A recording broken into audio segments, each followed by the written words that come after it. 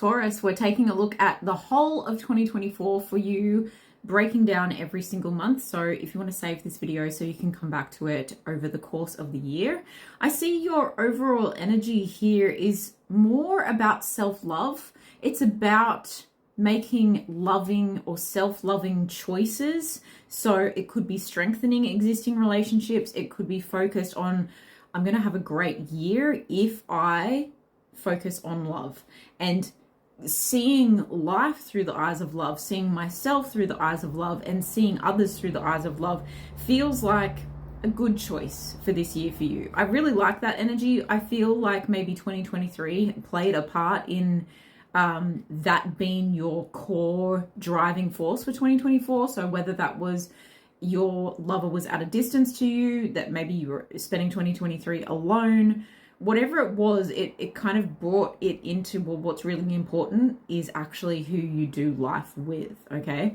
But self-love, of course, is like, well, I've got to do life with myself.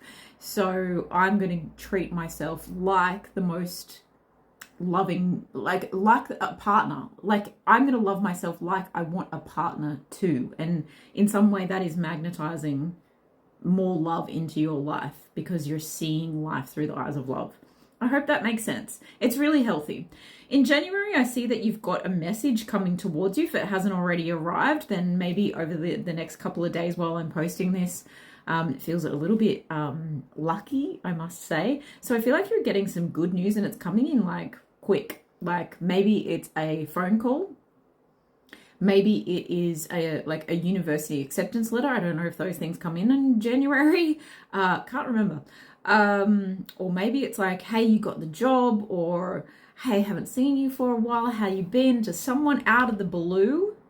And I feel like in February that is pushing you to make a choice. Again, choices are important this year. And so you're kind of leaning more towards this one choice is going to be better than the other one, but if I have to, I'll take either one of them. It feels like a passionate choice. So maybe you're choosing between two people. If this person who contacted you in January is offering love, I don't see that in the cards here, but look, it could be a positive message and it's something that, you know, is coming towards you.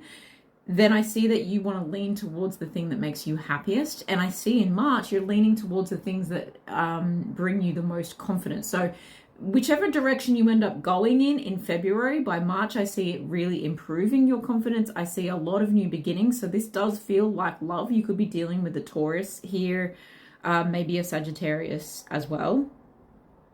I feel like there's a lot of fire between February, March, April. I feel like there's whatever this is, it improves your physical body as well. It improves the outlook.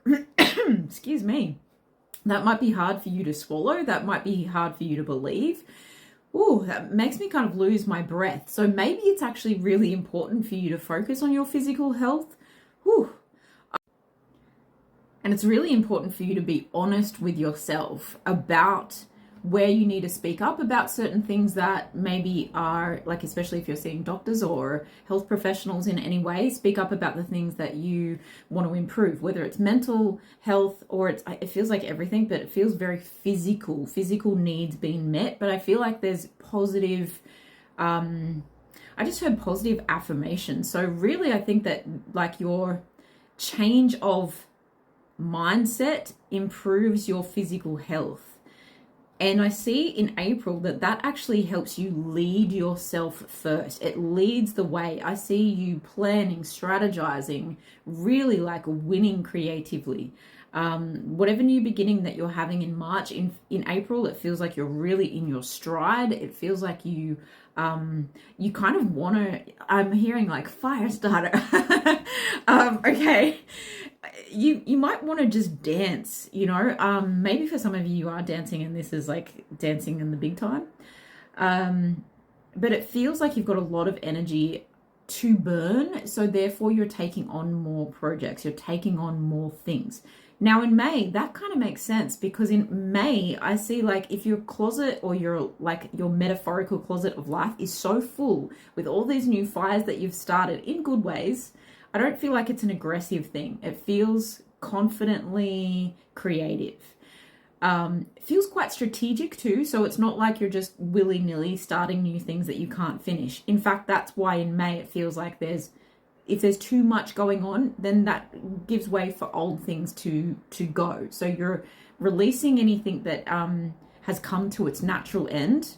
And it's kind of like you've got this giant wand that is a light, Taurus, and you're just kind of going, okay, well, it burnt its way down and now it's time for me to sell that, or it's time for me to leave that, or it's time for me to pass the baton, right? If it's a small wand, like pass it on to someone else, because you are rebirthing projects, passions, maybe even relationships, dare I say it. Don't come for me, okay? But it feels very healthy to let go of certain things that you've outgrown, okay? Because I see this new confidence boost really affecting what you actually choose to do, because you're seeing things, remember, through loving eyes in this 2024 period. In June, I see you working with new people. So perhaps it's like, oh, I've got all this stuff. I've let go of a lot of things, but still I feel a little bit burdened. So why don't I bring some people in to help? Why don't I create a team? This is community collaboration. I see working together, maybe even with family or siblings, partners. But it feels very fruitful. It's like with many hands makes light work, and then we can get more done. So you've proved to yourself that you could do all this by yourself. You've proved that you could lead the way, that you could lead yourself first. And now you're like, delegate this, delegate that. I'm getting help with this. It feels fantastic. Okay. So very collaborative growth mindset. In July, you might actually want to take a bit of a breather. You might just want to pause and kind of get a helicopter view of things and go, okay, well, I'm looking at all the aspects of what I've got going on. Now, where can I enhance? Where can I enlighten myself? Maybe lightening the load is important again in July, but I feel like more enlightening. Okay, I need to just educate myself on that one little thing again, or I'm just taking pause just to see how that pans out. It's an assessment kind of period here, which feels really healthy as well. And you might actually be assessing, like, where am I missing? Like, what in my life is missing? If I've got all this confidence and I've got all these new passions and I've got this nice balance where I'm not taking on too much and I'm asking for help and accepting help where I need it. In August, you might then go, well, love might be missing from my life. A connection, a special connection might be missing from my life. Whether you are interested in like a really close bestie or whether you're interested in love, this feels like a solidification of a commitment. So it might be renewing vows for some of you. But for others of you, it feels like a kindred spirit is how it comes across. So someone's coming in who equally wants to pour into you as you want to pour into them. And it was good of you to take that pause in July so that you could see the opportunity for this and choose this again, okay? In September, I feel like there's a whole lot of new balance. You might actually, some of you might even get married in a courthouse if that's for you. Otherwise, it might be like, okay, we're signing some paper to move in together. Or there's just something here where you're taking the contractual element of something to a new level. In October, I see even more new beginnings happening here. Again, this could be if you've met someone in August and then it took some time, okay, negotiating how this could work, how would this relationship work? Maybe in October you're finally an item, okay? But I see that there's a lot of creative ideas coming for you in that Scorpio season. And it's interesting that you had Justice, which is the Libra card, coming out in September. So it's like now with this balance, better ideas are coming, more advanced ideas are coming, more advanced passions are coming. Maybe you're exploring sensuality in a new way, and there's an agreement there. I don't know, that just came through. Take it how it resonates.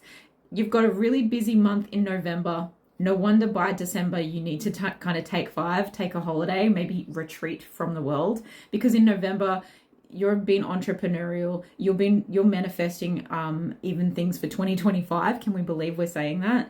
You're wearing your heart on your sleeve. You are in your element of spiritual enlightenment. You feel really good. You feel like you've had a successful year. You're wrapping up the year in November, honestly, and then you start to slow things down a little bit, and that feels perfect. Wow, the card at the bottom says kindred. That's crazy.